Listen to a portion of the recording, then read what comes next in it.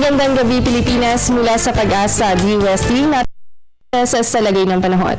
Base po sa latest weather forecast ng Pag-asa, kaninang alas 4 ng hapon, huling namataan itong tropical storm Nubul sa layong 1,570 kilometers sa silangan pa rin po yan ng Mindanao. Sa ngayon, taglay nito ang lakas ng hangin nasa 75 kilometers per hour at ang gustiness o yung pagbugso ng hangin papalo po yan sa 90 kilometers per hour. Mabagal pa rin po ang pagkilos ito northwest at yan po ay nasa 9 kilometers per hour. Inaasahan by Thursday, nasa loob na po ng ating boundary ang naturang bagyo. Dito po mataas ang chance na lumakas pa ito typhoonic category. At once po na yan ay pumasok sa ating boundary, bibigyan po natin ito ng local name na Dodong.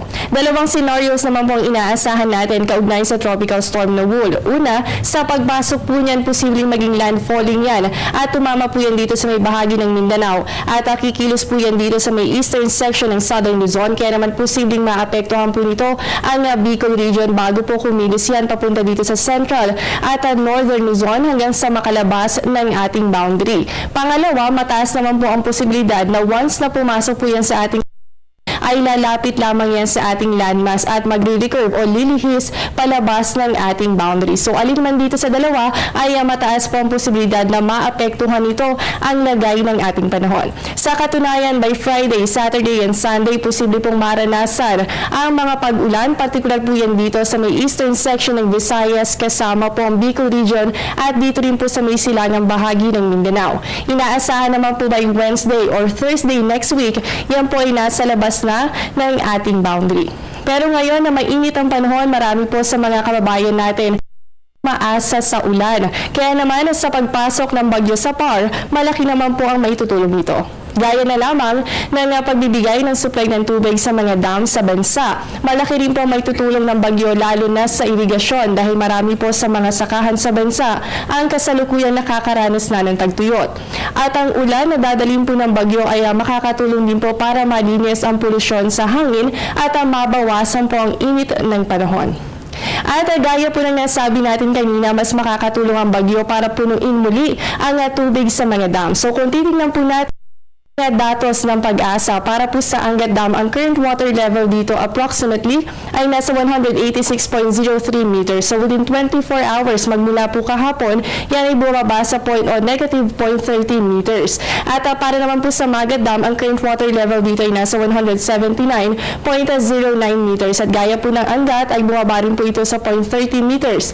Dito po sa Pantabangan Dam, ito po yung medyo delikado na dahil kung mapapansin po natin, ang roll curve nito ay nasa 199.33 meters. So dapat nandito po yung level ng tubig. Pero kung mapapansin po natin, water level niya ay nasa 178.71 meters. So kung mapapansin po natin, halos napakalayo na ng kanyang current water level mula po sa kanyang roll curve. Kaya naman yung bagyo po ay o yung ulan na dadali nito nga bagyo ay malaki po may tutulong lalo na kung yan po ay dadaan dito sa may bahagi ng Nueva Ecija. Pero sa kabila ng mga benepisyo nito, dapat paghandaan pa rin ang sakunang maaaring dalhin ng bagyo. Tandaan, bago pa man ang dating ng bagyo, dapat ay nakahanda na at kumpleto na ang inyong survival kit. Alamin po ang mga emergency hotlines, kung mga sirang bahagi ng bahay at pagtibayin pa ito laban sa malalakas na hangin. At para maiwasan naman ang mabilisang pagbaha, linisin po natin yung mga daluyan ng tubig sa inyong komunidad.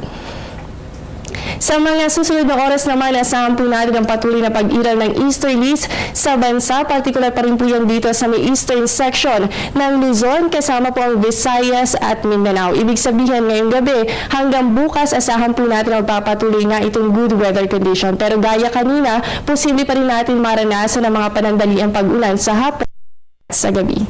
At silipin naman kung maaapektuhan na nga ba tayo ng bagyo sa mga susunod na araw. Narito po ang 3-day weather forecast ng Pag-asa.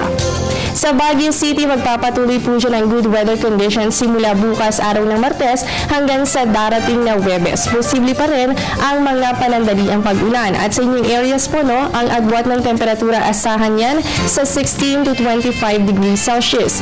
Dito po sa atin sa Metro Manila, paghandaan din po ang mainit na panahon dahil ang temperatura natin ay nasa 24 to 35 degrees Celsius. Simula rin po bukas, asahan po natin yung mga localized thunder Sabihin, posible pa rin po ang mga pulupulong pag-ulan o pagkilat pagkulog sa kabila po yan ng mainit at maaraw na panahon.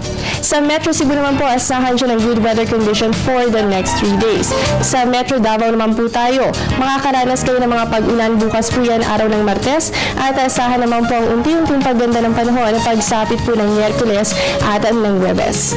At ang panghuli na naman po natin sa Zamboanga City, maaliwalas na panahon din po nga asahan natin sa susunod na 3 araw.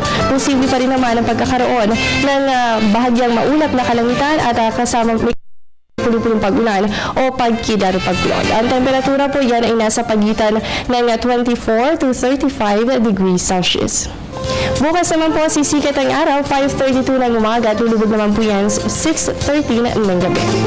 At yan muna ang latest mula dito sa Pag-asa. Manatuling nakatutok sa Panahon TV kung saan walang pinipiling panahon ang pagbibigay impormasyon. Ako po inyong nakasama ang inyong water body Jessie Basco. Magandang gabi sa inyong lahat.